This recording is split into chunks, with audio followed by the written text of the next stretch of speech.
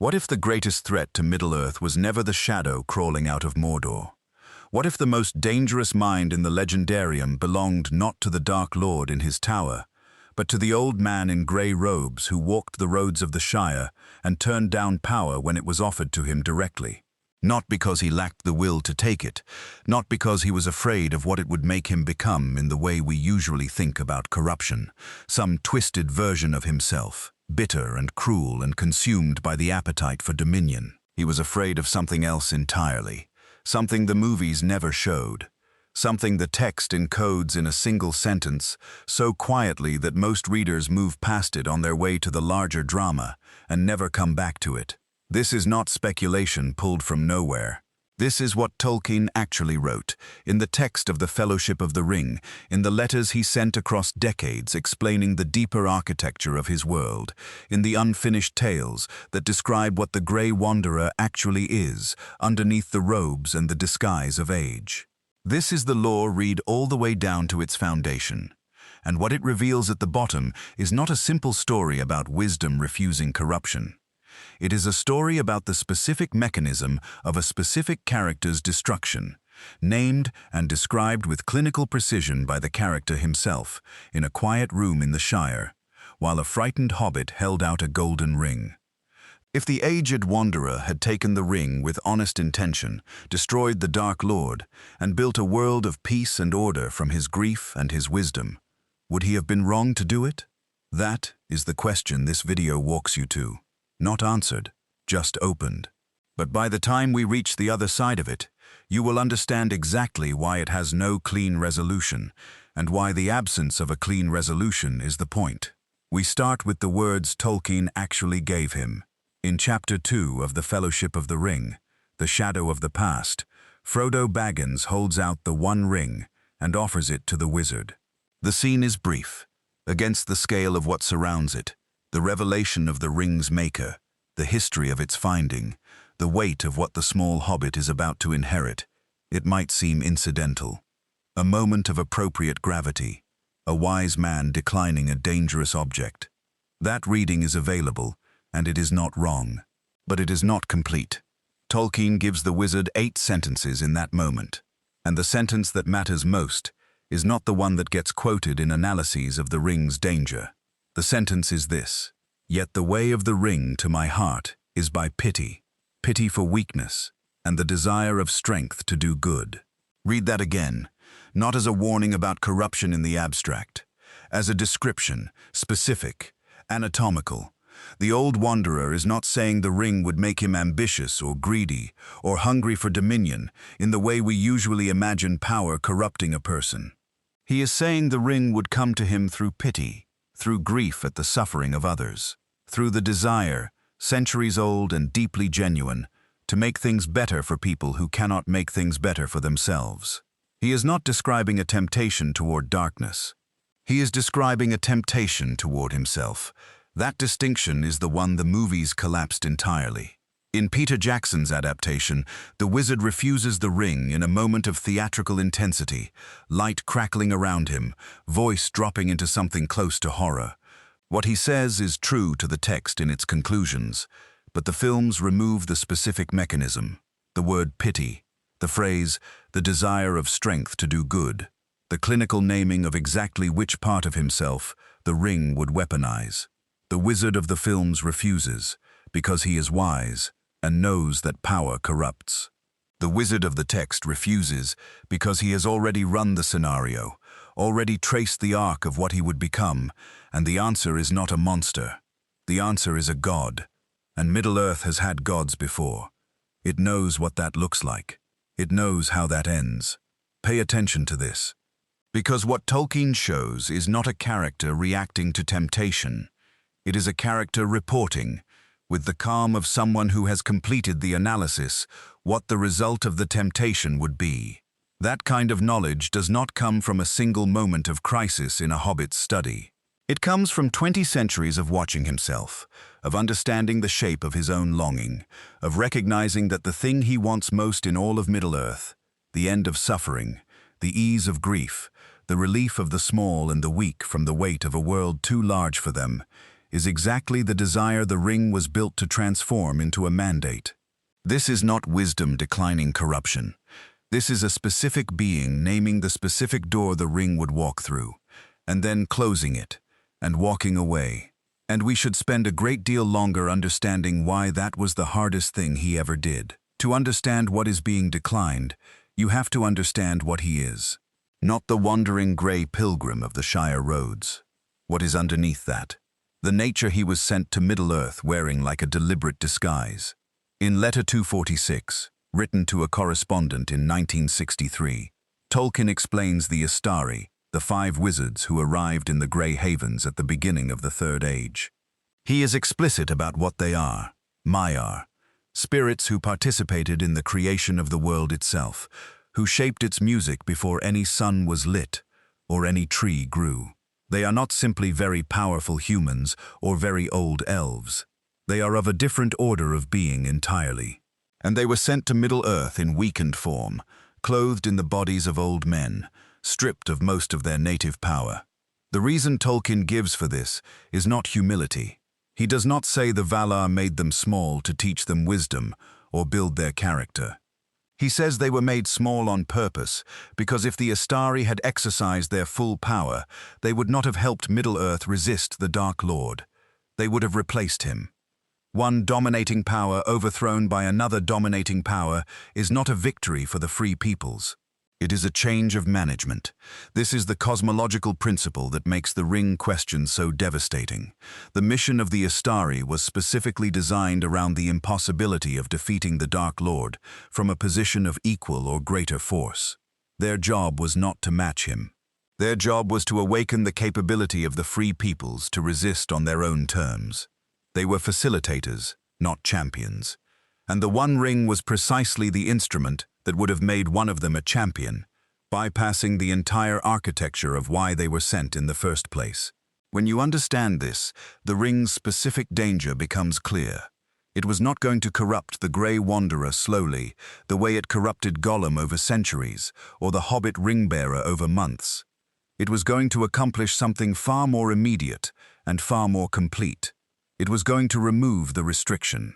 It was going to give Olorin, who had been walking Middle-earth for 2,000 years in a diminished form that was never his natural state, the full expression of his native power. And the first thing Olorin would have done with that power was the thing he had wanted to do for 20 centuries. Help, completely, without restraint. To understand what that help would have looked like, you need to go further back than the Third Age. You need to go to the Valaquenta in the Silmarillion, which describes the Maiar before any of them descended into the world. Tolkien writes that Olorin walked unseen among the elves in Valinor and put fair visions into their hearts and minds. Not commands, not laws, visions. He taught by revelation rather than instruction, by inspiring access to wisdom the student already possessed, rather than imposing wisdom from outside. The Unfinished Tales adds that Manwë specifically chose Olorin as the last emissary to Middle-earth because of this characteristic: his humility, his preference for guidance over authority, his genuine love of the beings he helped. But here is what the Unfinished Tales adds that almost no analysis discusses. Olorin was afraid to go. He told Manwë he was too weak and that he feared the Dark Lord. And Manwë's answer was, "That is exactly why you must go. The fear is the qualification. The smallness is the requirement." A Maya of that magnitude, afraid, not accurately assessing that he lacked power. Afraid of what confronting the Dark Lord directly would require of him.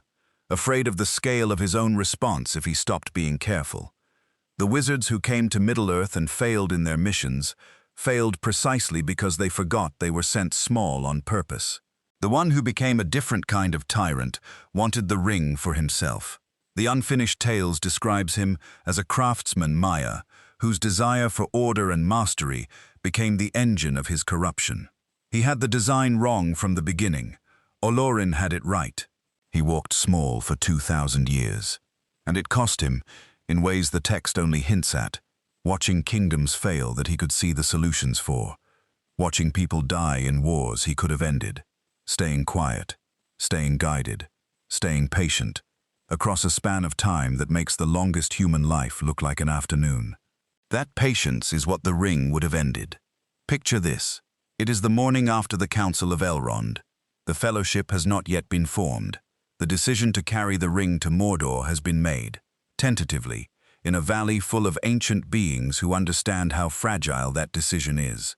Frodo Baggins, a small creature from a small country with no experience of warfare or dark sorcery, stands alone on a balcony over the river. The ring hangs at his neck on its chain. The aged, wandering wizard in grey finds him there, and when Frodo asks what he is thinking, the old wizard does not answer immediately. He looks at the ring, and then, after a long moment, he reaches out his hand. Not because he has decided to become a tyrant, not because the ring has already gotten to him, because in that moment, looking at this small, frightened creature who has already carried something too heavy for half of the world, the wizard feels the thing the ring has always known he would feel. The thing he named in a study in the Shire, and then carefully, painfully, set aside.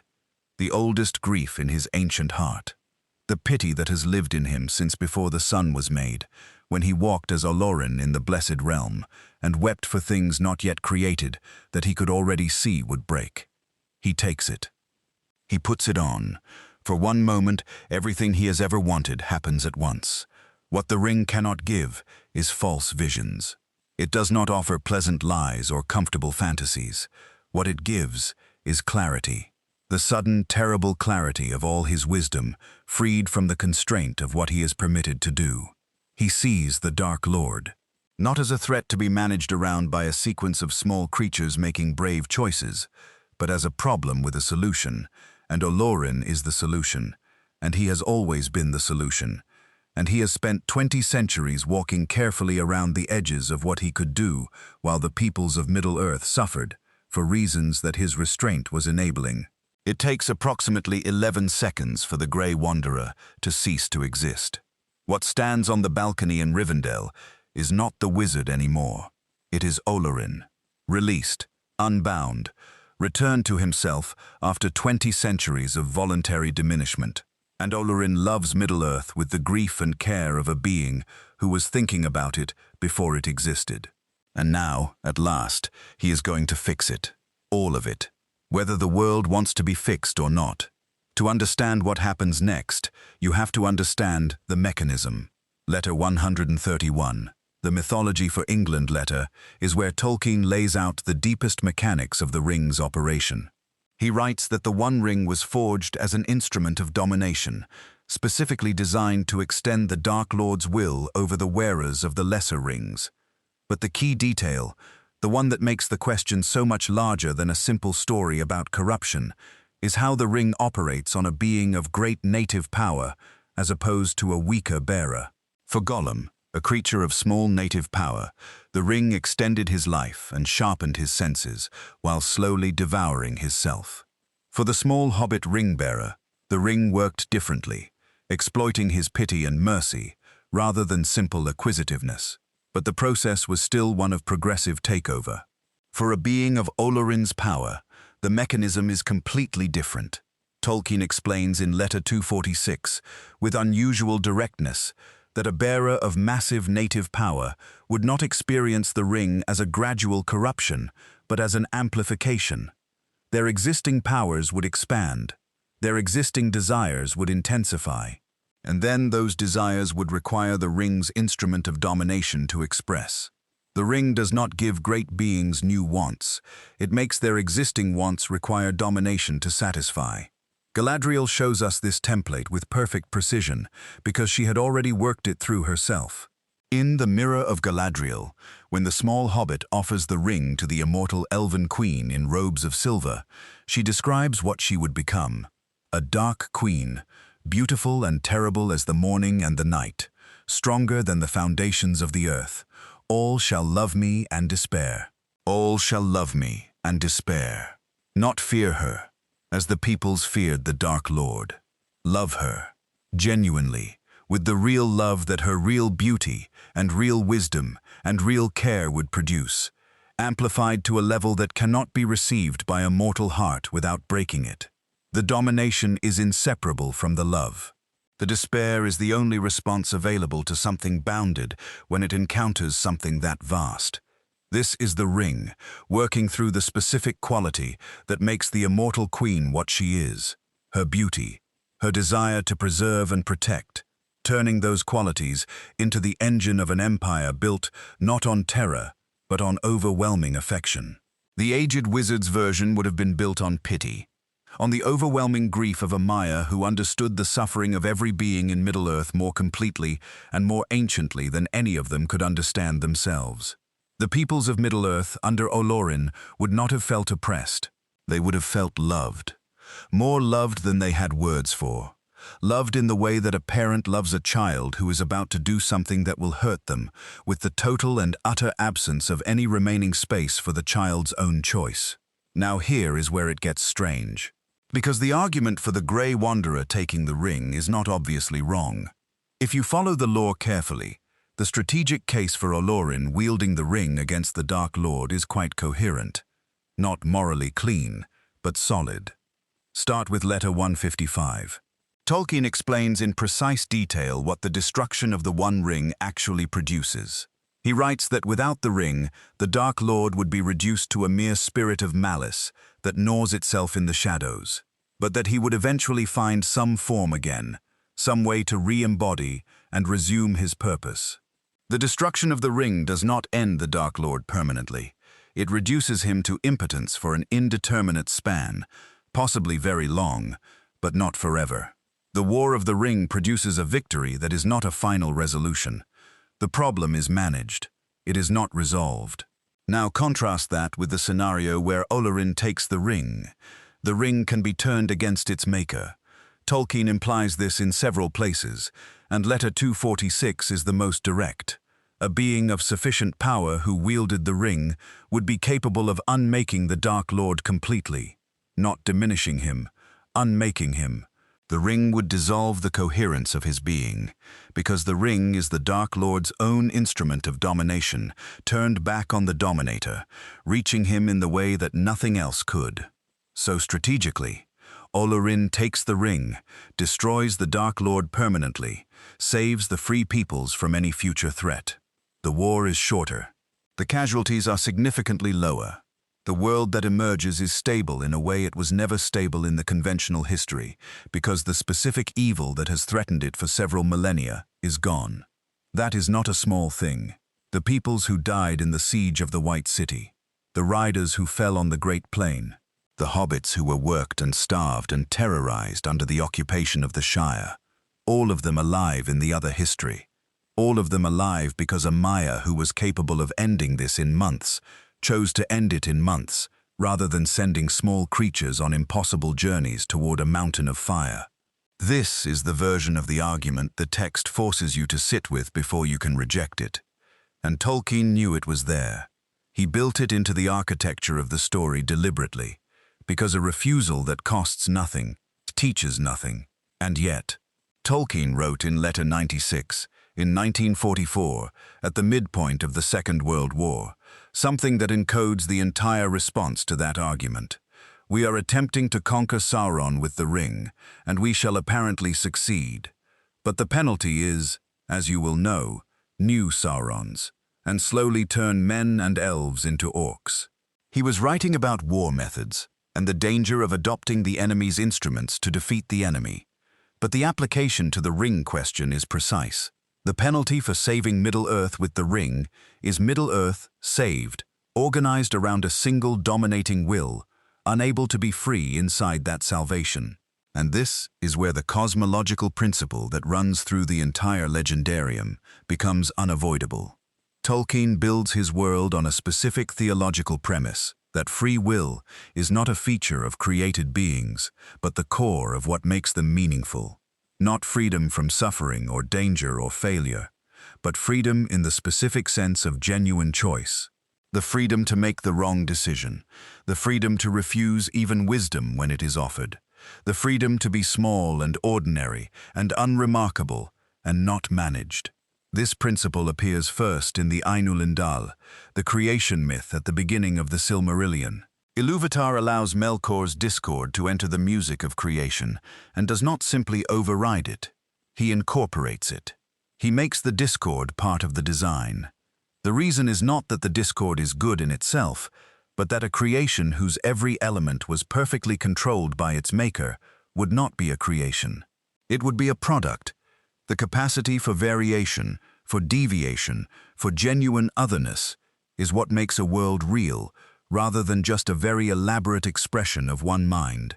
The same logic governs the relationship between the great powers and the free peoples throughout the legendarium.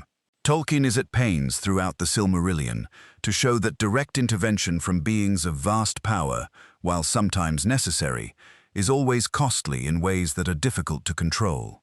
The wars of Beleriand end with the destruction of an entire region because the forces engaged were too large for the land to survive.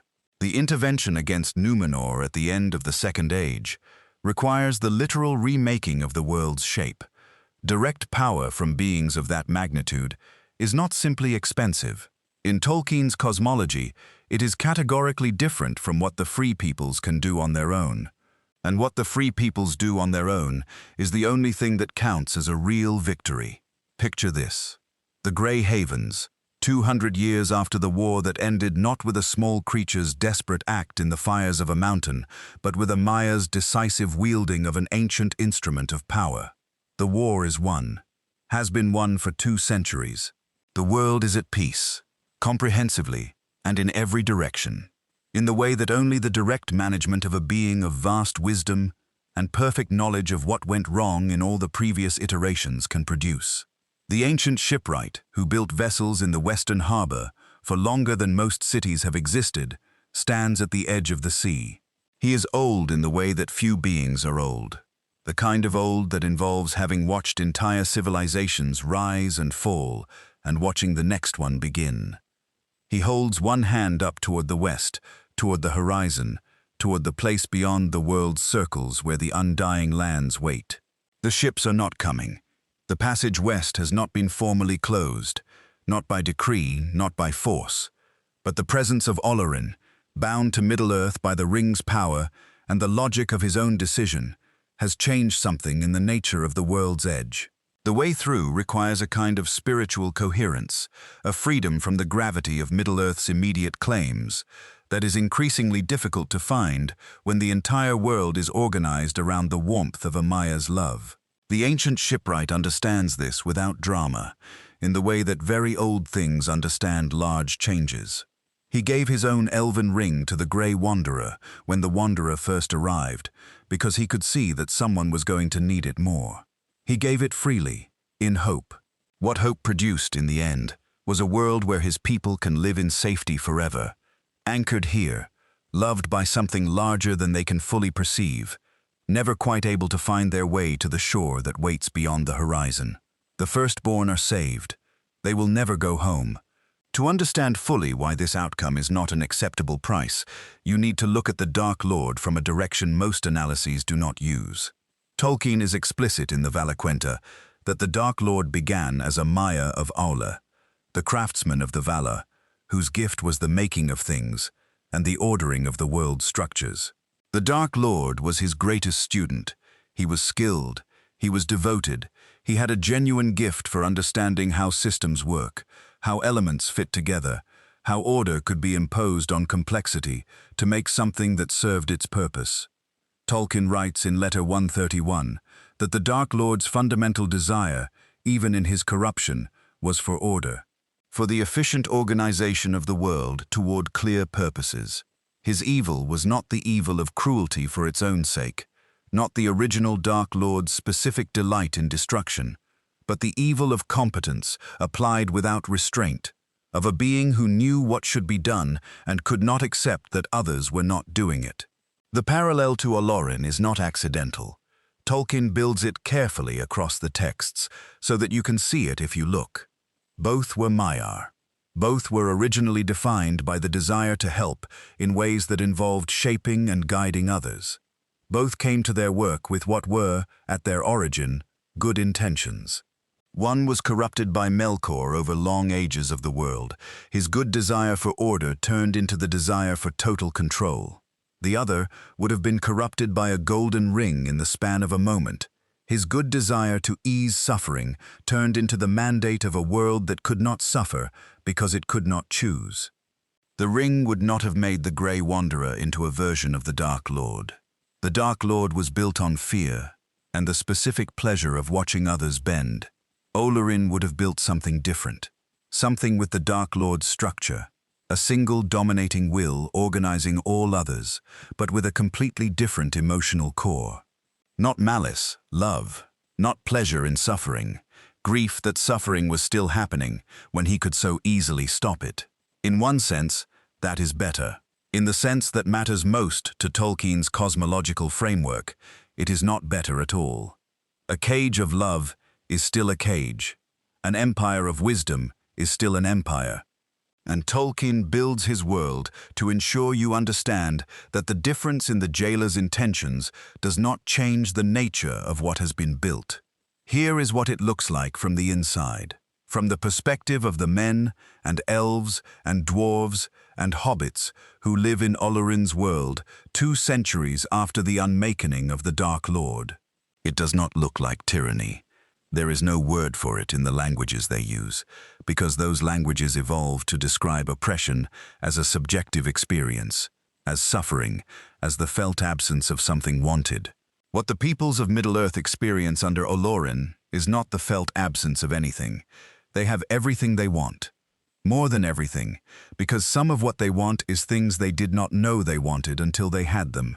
The wars they used to fight do not happen, not because they are forbidden, but because the conditions that produce them, the misunderstandings, the resource pressures, the ambitions of specific individuals whose histories Olorin knows well enough to redirect before they calcify into conflict, have been addressed before they reach the point of violence. The diseases that used to kill their children are managed. The famines that used to devastate their regions are prevented.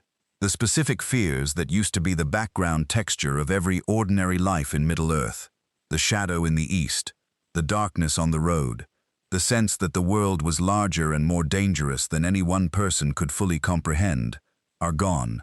What remains, and this is Tolkien's most precise description of what the ring does within its bearer's sphere, is something that can only be felt by absence, by counterfactual comparison. The peoples of Middle-earth can still make decisions. They can still have preferences, relationships, stories, but every significant decision is made in a context that has been pre-organized by a mind that knows more than they do and has arranged things so that the best available outcome is the easiest one to reach. This is what Tolkien describes in Letter 131 as the inherent structure of what the ring produces. A will so pervasive that the beings in its sphere are not controlled in any direct or visible way, but whose choices are continuously shaped by a presence too large and too loving to refuse. This is what the Grey Wanderer knew in Bag End. Not that he would become cruel, that he would become irresistible. Picture this. The Shire, 200 years into the peace that followed the unmakening. Not the Shire of the story, with its ancient roads and uneven fields and cheerful ignorance of everything that moves in the world outside its borders. A Shire that has been gently, carefully, lovingly tended by a mind that has not forgotten what it used to look like, and has spent 2 centuries ensuring it stayed that way. The crops are better, the roads are smoother. There are no ruffians at the gate making demands. The hobbits are safe, every single one of them, in the specific way that only beings who are genuinely not in any danger at all can be safe. Their children do not fall into ponds. Their old folk do not get lost in the woods. The winter is cold but never killing. The summer is warm but never desiccating. The Shire has been held with exquisite care in the exact conditions that produce hobbit contentment. And no hobbit in it has done anything genuinely unexpected for a century. Tolkien returns to the Shire again and again in his letters as the thing he is most trying to protect. Not the kingdoms, not the great elvish cities or the works of dwarven craft, the garden, the ordinary, unheroic, utterly unremarkable freedom of a small creature to sit in the sun and read about adventures without ever having to go on one. In letter 131, he is explicit that what he fears most is the subjugation of that specific quality of life, the small, the personal, the chosen, to the requirements of any larger organizing principle, however wise and however kind. In Olorin's world, the Shire thrives on every metric that can be measured. And the thing that cannot be measured, the quiet, accidental, slightly embarrassing miracle of a hobbit deciding for himself what to do on a Tuesday, has been managed out of existence by 2 centuries of loving oversight. A hobbit named Bilbo Baggins never goes on a journey. A hobbit named Frodo Baggins never leaves his garden. The roads that would have led them to something larger than themselves, that would have cost them enormously, and returned them as something they could not have become any other way, are safe now. Beautifully, permanently, comprehensively safe. And Tolkien would have said, "That is not the Shire I wrote." We return now to the central question, and we return to it carrying the full weight of what we have built. If the Grey Wanderer had taken the ring with honest intention, destroyed the Dark Lord, and built a world of order from his grief and his wisdom, would he have been wrong to do it? The lore gives us 2 answers simultaneously. Both are true. Neither resolves the other. The first answer is yes. The ring's design means that good intentions expressed through domination produce domination regardless of the quality of the intention. In Tolkien's cosmology, which is built on specific theological premises about the nature of free will, a world organized around a single dominating mind, even a loving one, even one that is genuinely wiser and more competent than all alternatives, is not a saved world. It is a differently enslaved one. The enslavement is so gentle you might never call it by that name. The jailer is so kind that the word jailer feels unjust. But the freedom is gone. And freedom, in Tolkien's understanding of what makes created beings meaningful, is not a value among other values. It is the precondition for everything else having value at all. The second answer is more uncomfortable, and Tolkien does not resolve it. He just makes sure you can see it. The second answer is that the moral correctness of the first answer costs something real.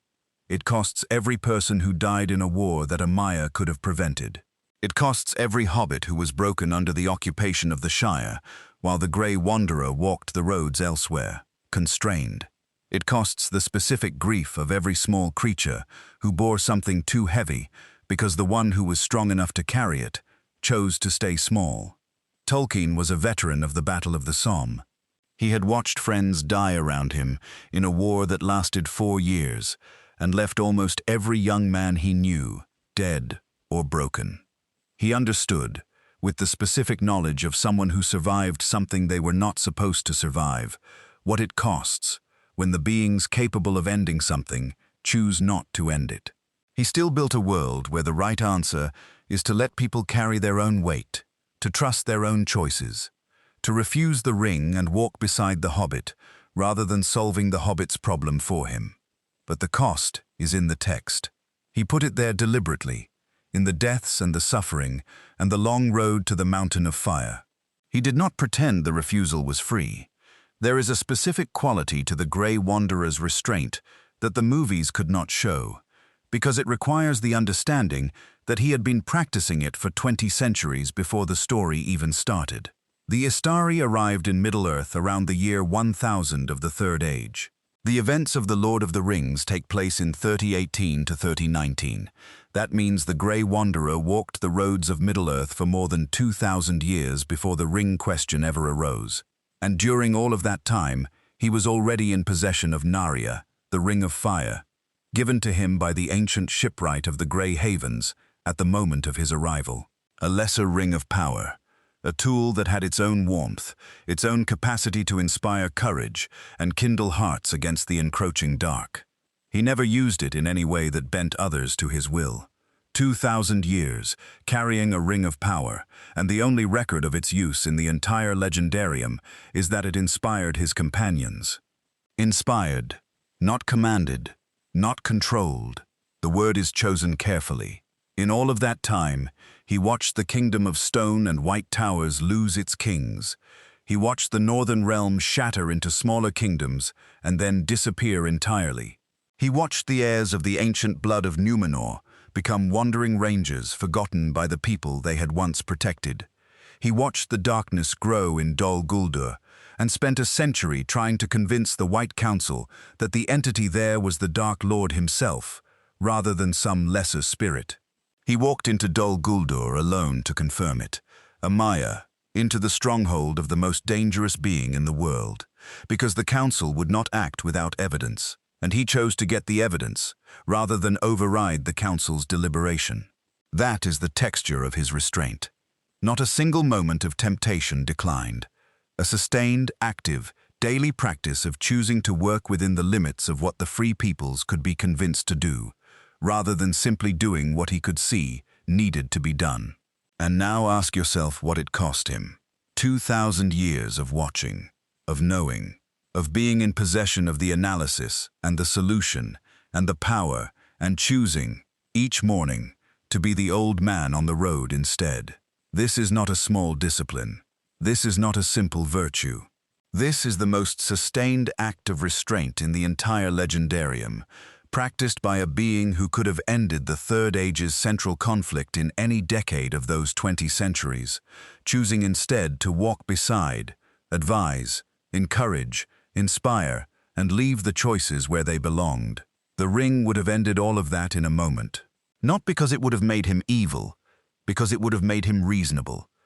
It would have made the case that 20 centuries of patient facilitation had produced declining results, that the peoples of Middle-earth were not learning fast enough, that the darkness was outpacing the light, and that it was finally time to stop being patient and be effective.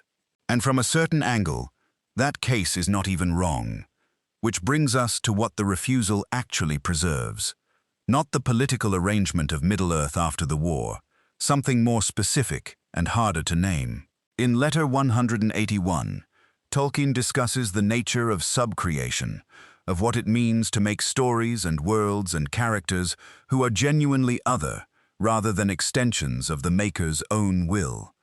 He writes that the most important thing a created being can do is make something that did not have to exist, something that could have been otherwise. Something whose presence in the world is the result of a genuine free choice rather than a determined outcome.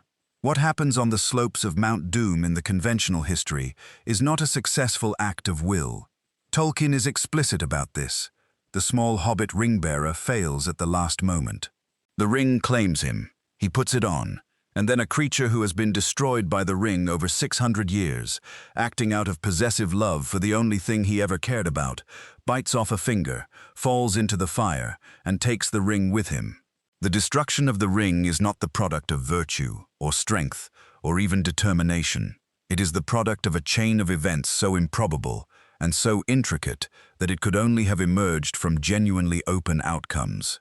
In the world where Olorin took the ring, none of that can happen. The Dark Lord is destroyed directly, by a Maya with the power to do it. The specific kind of event that happened on the mountain, the accidental completion of an impossible task by broken beings making genuine choices, cannot occur, because the story is no longer open, it has been solved.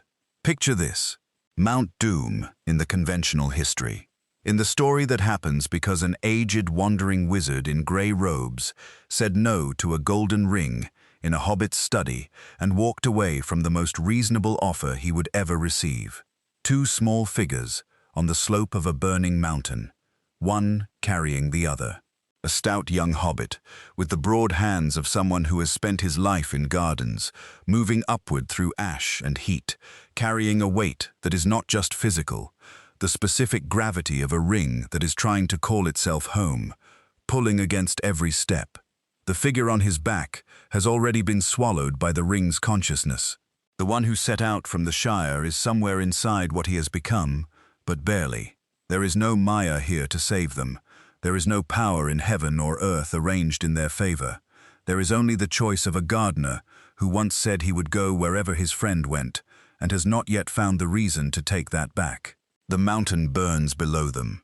The great eye sweeps the horizon above, The entire weight of the Legendarium's history has compressed into this single failing moment, this single pair of small creatures who have no business being here at all, and are here anyway, because they chose to be. This is what the refusal made possible. Not a better strategic outcome, not a more efficient war, just this. Two small people on a burning mountain, free to fail, free to keep going, free to be exactly what they are, unchanged by any power that could have made them larger, carrying the world's fate in their own hands. The small hobbit with the gardener's hands carries his friend, not because a Maya organized him to do it, not because a system of governance made it efficient, because he looked at his friend, broken and failing, and decided in the complete silence of his own small heart that this was what mattered to him. That specific decision, made by that specific creature in that specific extremity, is only possible in a world where the ring was refused. Take those conditions away, and you have a better managed world. You do not have that moment. And here is what I think Tolkien is saying, in the deep structure of his world, the salvation of Middle-earth, to be real salvation, to be the kind of healing that actually heals, had to emerge from within the free peoples. It had to be their act, their cost, their grief, their improbable, impossible sacrifice. A world solved by Olorin is safe. But it is not saved in the sense that the word saved must mean if it is going to mean anything at all. We arrive then at the question in its heaviest form. If the Grey Wanderer had taken the ring with honest intention, destroyed the Dark Lord, and built a world of peace and order from his grief and his wisdom, would he have been wrong to do it? He would have been wrong in the way that the most important errors are always wrong. Not because the intention was corrupt, not because the outcome would have been obviously worse on every visible measure, but because the thing he would have preserved was not the thing that needed preserving. He would have preserved the world. He would have failed to preserve what makes the world worth preserving. Tolkien spent decades thinking about the relationship between power and freedom, between competence and agency, between the safety of being protected and the value of choosing your own way through the dark. He wrote a story in which the military solution is obviously available and obviously wrong, not because it fails, but because success by that method produces a world that cannot contain what made the story worth telling. You cannot organize the gardener's choice. You cannot manage the small hobbit's grief into something useful. You cannot engineer the moment when two people at the end of their capacity look at each other on a burning mountain and decide that going forward is what they are for. Those things can only happen in a world left genuinely open. A world where the answer was never guaranteed. A world where a very old and very wise being looked at a golden ring and felt the full pull of it, felt exactly what it was offering, named it with more precision than most readers notice, and chose to stay small. The Grey Wanderer's greatness was inseparable from his restraint, and his restraint, across 20 centuries and one crucial moment in the Shire, was the most active choice he ever made. He was not afraid of the dark. He was afraid of his own light, uncontained. And he chose, for the second millennium in a row, to keep it cupped in his hands, to stay on the road, to walk beside a frightened hobbit and let the hobbit carry what could not be carried. That is the story. That is the reason the story works. That is what would have been lost. If this video has changed something in how you see this world and these characters, if the specific fear inside the refusal, pity, the desire to do good, the grief of someone who knows how much suffering he could prevent and chooses not to prevent it, has landed for you, I want to know where it lands. Do you think the refusal was right? Or do you think there is a version of Middle-earth that would have been worth the price, worth the cost, of a world that is safe and managed, and never again produces anyone quite like the gardener and his friend, because it does not need to? Drop your answer below. These are the questions the Legendarium does not resolve, and they are better when more minds are turning them. And if you want more of this, more of the lore that lives in the margins and the letters and the unfinished tales, there is more waiting. Subscribe. We are a long way from the end.